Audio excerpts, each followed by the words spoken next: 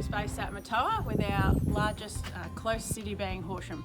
I've been farming for 6 years with my partner Warwick, but I also grew up on a farm, so I've been farming my whole life, I suppose. On our farm we mostly have broadacre crops, so we grow canola, which is used for oils and margarine, wheat, which is used for bread, barley, which is used for Milo and beer.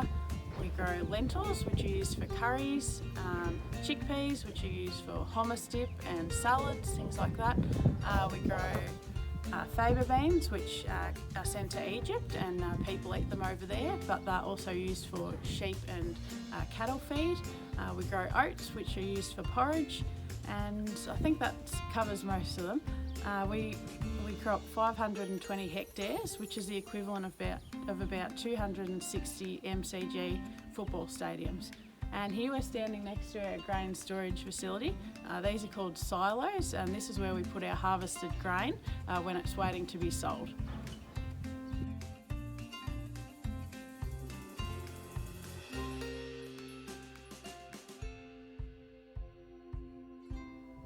Here we are in one of our canola crops, and we're filming this at the end of October. So our crop here is getting ready for harvest. So this stage is called end of potting, and the crop is just finishing filling and getting ready for harvest. So before harvest it will turn brown and it gets really crispy and really delicate, and then we know it's ready to harvest. And when it's crispy and delicate, the seeds fall out easily, and that's how we can harvest our crop. So you can see here just the few flowers finishing off for the season. So only about a month ago this whole crop was full of yellow flowers, and those yellow flowers are what turned into these pods. So we're at the end of our canola cropping phase at the moment, but how the canola crop starts is it starts as these tiny little seeds which we sow into the ground with our tractor and air seeder, and usually they're naturally black, but the companies that we buy our seed from put this nice pinky purple coating on there so that we can see the seeds in the ground to check that our sowing equipment is working correctly. And it also has a bit of insecticide on and fungicide, which protects those little seeds and the little seedlings when they grow from insect and disease pressure and attack. So from this stage the crop becomes a little tiny seedling, and we've got some photos to show you after the presentation of how the crop changes. It then becomes much like a cabbage, and then it starts to grow upwards with a stem, and once it's grown its stem and grown nice and tall, it'll start putting flowers on.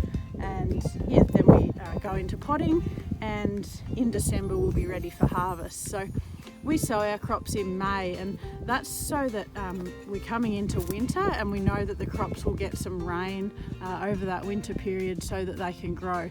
And in the springtime they need lots of sun so that they can develop pods and grow flowers and grow us lots of nice seeds and lots of grain.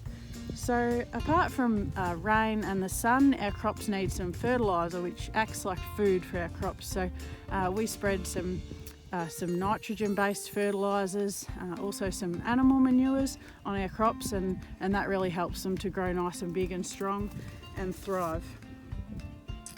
Another way we care for our crops, apart from fertiliser, is that we ensure that they are free of insect pests. So canola's are very vulnerable to being attacked by snails and slugs and little mites and tiny little bugs when it's a very small emerging plant. So we have to check our crops very often and make sure they're not being attacked, and if they are, we have to spray some insecticide products on them to protect them. We also monitor our crops for disease. Crops get diseases like people can or animals can, and we can also prevent these by spraying fungicides on them.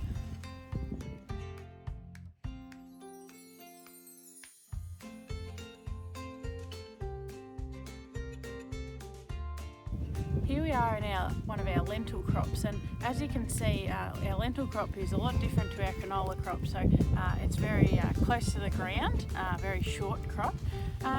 So our lentil crops start off as these little lentil seeds, and they look much like what you would actually find in the supermarket. So that's what we sow. We sow them like that as they are, and they develop into a little seedling like this. So just a small little plant. They bush up throughout the winter time and grow into what you can see behind me, which is basically just a big thick mat of plants which all intertwine and mingle together. So we sow our lentils in May, same as the canola, just because we want that winter rainfall on our plants to help them grow. And during the springtime they get really bushy with all the sun we get, and they produce these tiny little flowers. And this crop is just at the end of flowering now, so getting ready to harvest. Again, we harvest these in December. So once these little seeds are finished growing within the pod, they'll actually look exactly like they do here as the seeds. So they'll fill to that size. They've only got about a month to do that because we're end of October now, and by the end of November we want them to be getting close to ready to harvest. So these little seeds have got a lot of growing to do in the next month, and when they're finished growing to about this size, the actual crop will start to yellow off, and then to go to a brown colour where it's completely ripe and it goes really crispy and fragile. And that, again, like the canola, makes it easy for us to be able to get the seeds out when we're harvesting. So we like nice dry hot conditions for harvesting to make it easy to get the seed back out of the lentil plant. So I hope that gives you a bit of insight into how we grow our crops and how the crops change throughout the season, and thank you for taking an interest in my farm. Thank you.